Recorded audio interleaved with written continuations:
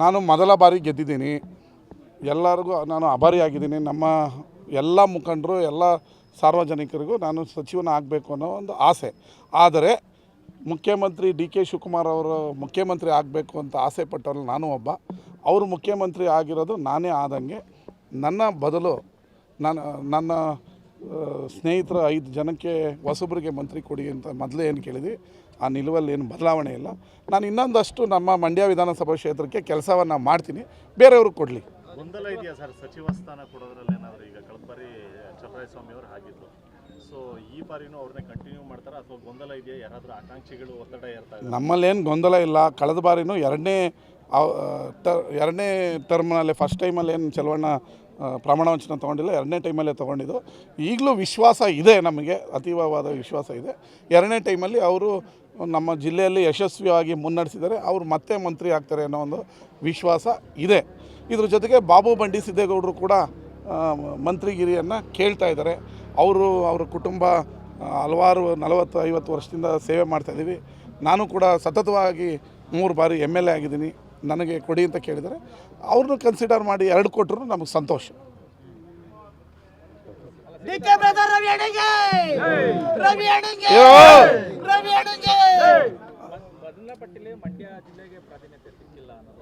ಹಂಗೇನಿಲ್ಲ, ಎಲ್ಲ ಸೀನಿಯರ್ಗಳಿಗೆ ಮಾಡಿದ್ದಾರೆ. 8 ಸರಿ 10 ಸರಿ 9 ಸರಿ ಗೆದ್ದಿರೋರು. ತರಾತರಿಯಲ್ಲಿ ಲೀಸ್ಟ್ನ ಮಾಡೋಕ್ಕಾಗದಿರೋದ್ರಿಂದ ಮಾಡಿದ್ದಾರೆ. ಸೊ ಎರಡನೇ ಅವಧಿಯಲ್ಲಿ, ಮೊದಲ ಅವಧಿ ಆದರೆ ಎರಡನೇ ಅವಧಿಯನ್ನು 10 ದಿನ ಬಿಟ್ಟು ತೊಗೊಂಡ್ರೂ 10 ದಿನ ಮುಂಚೆ ತೊಗೊಂಡ್ರೆ ಏನು ಬದಲಾವಣೆ ಏನಾಗಲ್ಲ. ಎರಡನೇ ಅವಧಿಯಲ್ಲಿ ಮಂಡ್ಯಕ್ಕೆ ಸಿಗ್ತದೆ ಅನ್ನೋ ಒಂದು ವಿಶ್ವಾಸ ನನಗಂತೂ ಇದೆ. ಚಲವಣ್ಣವರು ಭಾಳ ಯಶಸ್ವಿಯಾಗಿ ಮುನ್ನಡೆಸಿದ್ದಾರೆ, ಜಿಲ್ಲೆನ ಕೆಲಸ ಮಾಡಿದ್ದಾರೆ. ಅದರಿಂದ ಅವ್ರಿಗೂ ಕೊಡ್ತಾರೆ. ಸರ್, ಈಗ ಎರಡೇ ದಿನಕ್ಕೆ CM ಆಗಿ ರಾಜೀನಾಮೆ ಪ್ರಸಾರಗಳಾಯಿತು. ಅಂದರೆ ಇದು ಮುಜುಗರ ತರುವಂಥ ಕೆಲಸ ಆಗಿದೆ. ಅದೆಲ್ಲ ಏನೂ ಆಗಿಲ್ಲ, ಅದೆಲ್ಲ ನಮ್ಮ ಮನೆ ಕೆಲಸ. ಅದ್ರ ಬದಲು ಈಗ ಒಂದು ಭಾಳ ಐತಿಹಾಸಿಕವಾದ ನಿರ್ಣಯ ಮಾಡಿದ್ದಾರೆ. ಯಾವ ಮುಖ್ಯಮಂತ್ರಿನೂ ಮಾಡೋಕ್ಕಾಗದಿರೋಂಥ ನಿರ್ಣಯ ಮಾಡಿದರೆ 10,000 ಯುವಕರ ಸಂಘವನ್ನು ಕಟ್ಟಿ 10 ಲಕ್ಷ ರೂಪಾಯಿಯನ್ನು ಪ್ರತಿ ಪಂಚಾಯಿತಿ ಮತ್ತು ಪ್ರತಿ ವಾರ್ಡ್ನ ಯುವಕ ಸಂಘಕ್ಕೆ ಕೊಡ್ತೀನಿ ಅಂತ. ಯುವಕರು ಮೊಬೈಲ್ ಇಟ್ಕೊಂಡು ಪಬ್ಜಿ ಆಡೋದು, ಆನ್ಲೈನ್ ಬೆಟ್ಟಿಂಗ್ ಆಡೋದು, ಚಾಟ್ ಮಾಡೋದು, ಯೂಟ್ಯೂಬ್ ನೋಡೋದು, ಇನ್ಸ್ಟಾಗ್ರಾಮ್ ನೋಡೋದ್ರಲ್ಲೇ ಕಾಲ ಕಳ್ಕೊಂಡು ನಿರುದ್ಯೋಗಿ ಆಗ್ತಾಯಿದ್ರು. ಇವತ್ತು ಅವ್ರುಗಳನ್ನ ಕ್ರೀಡೆಯಲ್ಲೋ ಮನೋರಂಜನೆಯಲ್ಲೋ ಉತ್ತೇಜನ ಕೊಡೋದಂಥ ಒಂದು ಐತಿಹಾಸಿಕ ನಿರ್ಣಯ ಏನಾದರೂ ಮಾಡಿದರೆ ಅದು ಡಿ ಕೆ ಶಿವಕುಮಾರ್ ಅವರು ಮಾತ್ರ. ಇಂಥ ಕಾರ್ಯಕ್ರಮ ಬಂದಿದೆಯಲ್ಲ, ಅದನ್ನ ಬಗ್ಗೆ ಮಾತಾಡೋಣ. ಇದು ಯಾವುದೋ ಸಣ್ಣ ಪುಟ್ಟದ ಗೊಂದಲ ಈಗ ಆಲ್ರೆಡಿ ಬಗೆಹರಿದಿದೆ. ಅವೆಲ್ಲ ಏನು ಸಮಸ್ಯೆ ಇಲ್ಲ.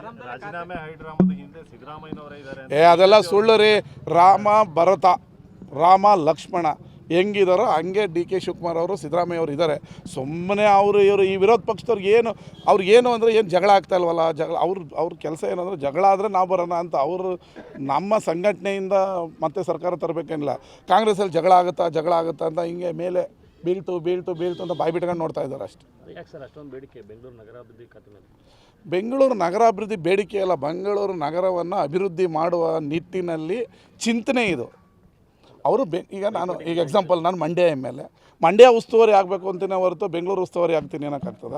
ಇಲ್ಲ ಉಡುಪಿ ಉಸ್ತುವಾರಿ ಆಗ್ತೀನಿ ಅಂತ. ಅವ್ರು ಬೆಂಗಳೂರು ನಗರದ ಶಾಸಕರುಗಳು, ಅದೆಲ್ಲ ಸಹಜ. ಅವೆಲ್ಲ ಬೆಂಗಳೂರು ಉಸ್ತುವಾರಿ ಕೇಳೋದು ಸಹಜ, ಅದರಲ್ಲೇನು ಕೇಳಬಾರ್ದು ಅಂತ ಇಲ್ಲ. ಹಿರಿಯ ಶಾಸಕರುಗಳು, ತಪ್ಪೇನಿಲ್ಲ. ಹೈಕಮಾಂಡ್ ಎಲ್ಲವನ್ನು ಸುಖಾಂತ್ಯ ಮಾಡಿದೆಯಲ್ಲ. ಇಲ್ಲ, ರಾಹುಲ್ ಗಾಂಧಿ ಅವ್ರು ಮಾತಾಡೋದ್ಮೇಲೆ ಎಲ್ಲಿ ರಾಜೀನಾಮೆ ಕೊಡುವಂಥ ಪ್ರಶ್ನೆ ಉದ್ಭವ ಆಗುತ್ತೆ? ಎಲ್ಲ ಕ್ಲೀನ್ ಇದೆ. ಇನ್ನು 2 ವರ್ಷ ನೋಡಿ ರಾಜ್ಯ ಯಾವ ಮಾದರಿಯಲ್ಲಿ ಅಭಿವೃದ್ಧಿ ಆಗುತ್ತೆ. ನೀವು ಸಿಂಗಾಪುರ, ದುಬೈ, ಅಮೇರಿಕ ಅಂತಿದ್ರಲ್ಲ, ನೋಡಿ ಕರ್ನಾಟಕ ಯಾವ ಮಾದರಿಯಲ್ಲಿ ಅಭಿವೃದ್ಧಿ ಆಗುತ್ತೆ ಅಂತೇಳಿ ನೀವೇ ನೋಡ್ತೀರಾ. ನಿರ್ಭೀತ, ನಿಷ್ಪಕ್ಷಪಾತ, ವಿಶ್ವಾಸಾರ್ಹ ಸುದ್ದಿಗಳಿಗೆ ಮತ್ತೊಂದು ಹೆಸರಾಗಿರುವಂತ News18 ಕನ್ನಡ ಈಗ ಆಪ್ನಲ್ಲೂ ಲಭ್ಯವಿದೆ. ದಯವಿಟ್ಟು ಇಲ್ಲಿರುವ QR ಕೋಡ್ ಅನ್ನ ಸ್ಕ್ಯಾನ್ ಮಾಡಿಕೊಂಡು ಆಪ್ ಅನ್ನ ಡೌನ್ಲೋಡ್ ಮಾಡೋದಕ್ಕೆ ಮರಿಬೇಡಿ. ನಿಮ್ಮ ಬೆಂಬಲ ಹೀಗೆ ಸದಾ ನಮ್ಮೊಂದಿಗಿರಲಿ. ಧನ್ಯವಾದ.